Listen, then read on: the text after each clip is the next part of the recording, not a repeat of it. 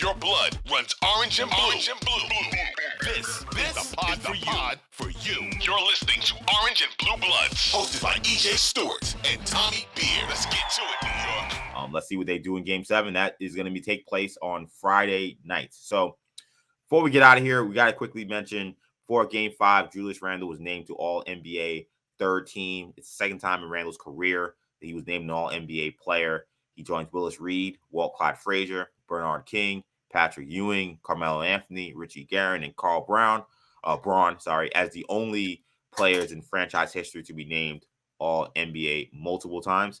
Meanwhile, Jalen Brunson was not voted as an All-NBA player. He received 5 second-place votes, 8 third-place votes.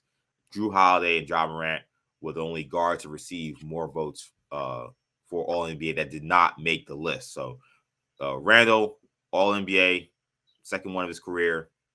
Brunson, no All-NBA, combined with no All-Star appearance.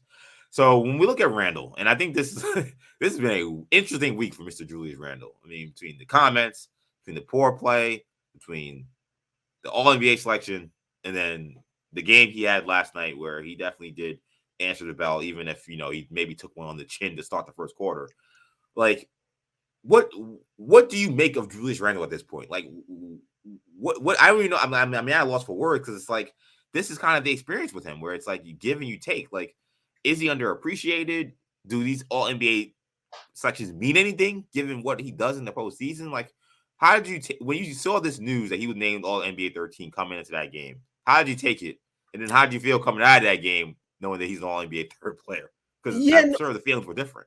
Yeah, kind of, sort of, but I mean, it's just he's a great regular season player. We've talked about that a lot. Certain guys are 16-game players, Jimmy Butler, and some guys are 82-game players. And the Knicks the Knicks wouldn't be a 5 seed if they didn't have Julius Randle play at an All-NBA level, which was completely deserved. He deserved 25, 10, and 4. He's one of the 15 best players in the NBA during the regular season. That means he was durable. That means he was dependable. That means he was consistent. That means he was effective. That means he was productive. He was all of those things in the regular season, all the things he's not been in the postseason. So again, it's important to separate the two. This is not up to, it's delivered. It's named during the postseason run, but it was for the regular season award. And that's why Randle brings a lot of value to the table, because again, if the Knicks don't have Randle, at best case, are they a 6 seed? Are they 7 seed? Would they have had to play Miami in a play-in game to get into the postseason? If they'd been a 6 seed, would they have been beaten by the Sixers in round 1, who will look like they're NBA Finals bound at the moment, up 3-2 in their series versus Boston? Would they've had to play Boston in the first round and got stomped there? Would they've had to play Milwaukee? Who knows what happened? So there is a lot of value in a player that can get you, that can play really through the 82. Yeah, there's value there, especially in today's NBA. So that's why I think he was willing for the award. I think last night's game was really important, and we'll see how the series shakes out. But even if they lose Game 6, if they had gone into the off season off a Randle performance that was in any way similar to games 3 and 4, or even if they had won games 5 and Randle, even if they had lost game 5 and Randle played pretty well, outside of having a 40-point explosion, a lot of the loss would have been pinned on Randle. I think it would have been very difficult for the Knicks to kind of run it back with Thibodeau and Randle. Being that they won game 5 and now go down to Miami and the fashion in which they won it, gritty, gutty, held on, fought hard, protected home court. It gives them a lot more leeway and a lot more options. In other words, they don't have to be forced. Leon Rose doesn't have to have his hand forced. I think he has a lot more leverage in trade discussions. Like, I'll trade Randle, but I need, some requisite value, whether it's 80 cents in the value, however you value them. But now it's not like another GM can go, listen, I know you have directions from your owner who's listening to, sports talk radio and all this other nonsense, that you guys have to trade Randle and try to fix things up and don't waste Jalen Brunson's prime. Like all these conversations that would have been had. It gives them a lot more flexibility. Now, listen, we'll trade Randle on the right deal, but we're not, we don't have to trade him. So I think that gives it. I think that's why Game 5 was really important for the overall direction of the franchise. Yeah, I agree. I mean, I think that they have another stinker and they lose, I mean, I still don't know if Randall's tradable. Like Randall is. I don't think there's ever been a player who's made All NBA 2 out of 3 seasons, been an All Star 2 out of 3 seasons, who gets as little respect, and it's also on a very reasonable contract. That gets Yes. as little respect and as little of interest around the league as Julius Randle. Somebody tweeted it last night. The Knicks posted, congratulations to Julius Randle, 3rd-team All NBA, and the comments were trade him for a bowl of bags. Yeah. I'd rather him be 2nd-team postseason. Like there were still Knicks fans that were willing to, just addition by subtraction. Waive them, cut them. Obviously, on the fringes and not in face reality. Of course. There was a sentiment there, and it wasn't a large, it wasn't an overwhelming majority of Knicks fans. It was a decent chunk of Knicks fans that just refuse. I'm not going to watch another game if he's on the team. Like that's the kind of anger that has kind of arisen based on those 2 performances. So now this buys everybody a little cooling off period. Worst case, even in the worst case scenario, them losing game 6. Yeah. So I mean, I'm happy for Randall. He deserved it. He earned it. So good for him. He's almost become. It's weird because it's not like this is a guy that I say, oh, well, it's rings culture with Randall. Of course not. No, but it's almost like though I do get this feeling that like what he does in the regular season almost doesn't like matter anymore. Like I think he beat the allegations that he was just a 1-year wonder. Like we know that that's not the case. He's a talented player in the NBA who can be a multiple-time perennial All-Star. We know that now. But like I think he has risen to the level of expectation where it's like, look, like what you do in the regular season kind of doesn't matter. Like he won All NBA and like that was nice, but I'm still thinking about like what he did in Game 3 and Game 4 and being like, what difference does All NBA make if this is what I'm going to get in the postseason? So again, I would just counter that with saying the Knicks may not have had the opportunity to play Games 3 and 4. Right. If he didn't prevail. He was an All NBA player. For some GMs who are on the outside of the playoff picture looking in, they need a guy to put them over the top and may have some other pieces in place that can play. Like if you have a Jimmy Butler on your team, for instance, Jimmy Butler's going to take 82 games off. Have Randall play those 82 games, then have Randall take a few games off and have Randall take over, that type of thing. Right. There's value, you could say. Right. No, for sure. And then that will be interesting regardless of how the season ends or how the Knicks approach the offseason, assuming they don't win a championship, if that is maybe to be assumed. Like what happens with Randall and like if there's a trade there, like are you getting an upgrade? Like are you trading him for like a star or at the very least a better fit maybe?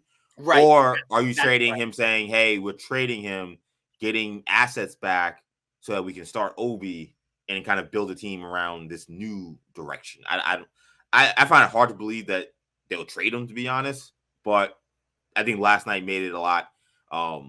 It helped their cause for not having to trade him. Like I think if they lost that game, the fan fever pitch would have been really loud and it would have been really bad because unlike last season where so many fans were tuned out because of how bad the team was, I think they were able to kind of just like ignore the fans who were still locked in saying trade this guy. I think now everybody watching the Knicks, watching this postseason and seeing this, now you have the whole city saying, hey, we've now seen who the problem is and you got to get rid of him.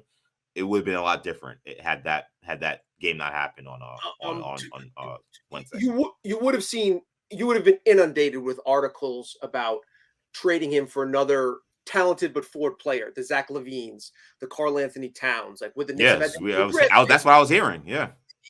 Those are the names that would have bounded. And it's fascinating to think, again, with contracts and salaries and, his contract's relatively affordable compared to some other, Zach LaVine type supermax contracts. So there's all types of things in terms of how you value a team and another team looking to shake it up.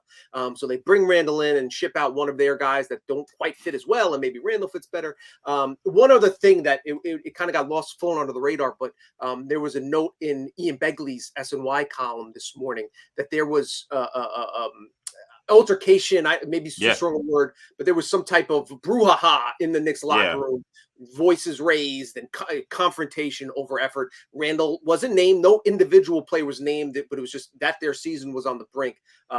If we're putting 2 and 2 together, reading the tea leaves, the Knicks aren't the only people, the fans aren't the only people that see the effort Randall put on tape over those 2 games. I wouldn't be shocked if a player or 2 had a comment about his effort or lack thereof. Maybe more comes out about that and it forced the Knicks' hand. We'll see. But something to keep an eye on. I think the fact that got out, like the fact, because how much how like it was like with Randall having Knicks protected him, and Yeah, like interesting. I think the fact that even they got out, even though they didn't name him, and there were other people putting out people not nearly as reputable as Ian Bailey saying that it was Randall who had this issue, perhaps Right. with even Tom Thibodeau. But like the fact that even that got out, I almost wonder if that was kind of the trial balloon Right. for them to say, hey, we can now confirm there's some stuff happening in the locker room. Yeah. What do you fans think about it? Knowing how the fans will react, maybe making say, okay, well, look, the fans said we had to trade him.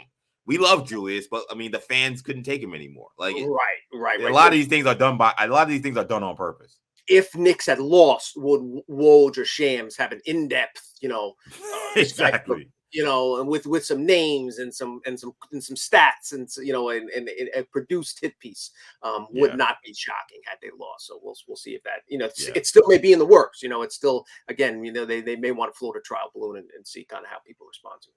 And lastly, real quick, I know we've gone too long, but you think Brunson was snubbed, or do you think it was fair for him not to make All NBA? I don't. Yeah, I think he should have got it over Dame Lillard. 58 games played for Lillard. We talked about the end of the regular season. He would not have been eligible under the new CBA. To me, Brunson ended the season with more total points scored, more assists, more rebounds. Lillard is a better player, and he was better when he played. But I think, there's a reason why the NBA has adopted new rules. It's because your overall value is not just on the games you play; it's your overall production, which is arguably the greatest thing Randall had going in his favor. Played the first 77 games of the season. Yeah, I think that I would have put him over Dame as well. Ja and Drew Holiday are interesting conversations, though. Very interesting. Very interesting. I would have put him over Drew Holiday. I think that he should have made the All-Star game over Drew Holiday, so I'm not budging on that. I think Ja may have got hosed. Like I think that if there was a guy who got that spot, I think it's between Ja and Brunson for me. If I was voting, I watched the Knicks all the time. I probably would have voted Brunson, but it would have been hard not to leave Ja. I know he got suspended and had the whole thing, but I mean, the guy was still a star all season. In terms of talent, he was incredible. But to your point, like and last night was a perfect example. Is there a player more valuable to his team? And then we get into what value means, and versus talent versus athleticism and all that other stuff that goes into. And while it's a regular season award, like, do I think Ja would have had that kind of game? No, exactly. And which again speaks to just how much the expectations and how much respect Brunson has earned. Like, I don't think that Ja Morant, one of the most promising cornerstones in the NBA, I don't think he could have had a game like that against the Heat. Back against the wall, need to win, need to play 48 minutes. I don't think he plays that clean. I don't think he plays that efficiently. I don't think you get that performance from him. So that if there's a reason to say, hey, Brunson maybe should have got on there, if you want to go parse between him and Ja, that might be one thing to look at. So thanks for watching. If you enjoyed this video, please don't forget to give it a thumbs up and subscribe to our channel for more content like this. If you want to see more of our videos, be sure to check out our playlist and let us know what you think in the comments below. Also, don't forget to follow us on social media to stay up to date on our latest podcast ventures. Links will be in the descriptions. And as always, thanks for watching, and we will see you in our next video.